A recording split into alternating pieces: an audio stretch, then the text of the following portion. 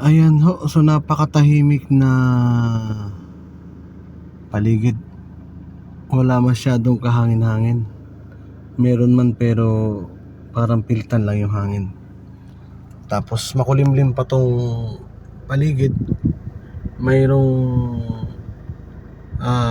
nagpapakita ng kunting araw doon sa dulo. Yun. Pero wag ho tayong magpakampante, lalong lalo na ho ngayon na mayroon tayong hindi inaasahang bagyo. Kung yan pong katahimikan na yan na walang kahangin-hangin, posible o imposible po yang bumuhos na malakas na ulan. Kaya huwag ko tayo magpakampante, lalong lalo na ho sa mga delikadong lugar na laging binabaha. Ayan, napakatahimik, wala hong kahangin-hangin. Kasi pag mayroon pong hangin na humahampas sa mga puno, ibig sabihin nun yan, yung kaulapan na ho yan. Kung nakakita nyo yung kaulapan na yan, mawawala ho yan.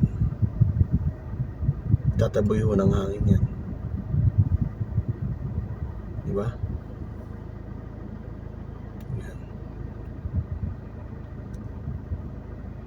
Kanina pong umaga umulan, tumigil, nawala yung hangin.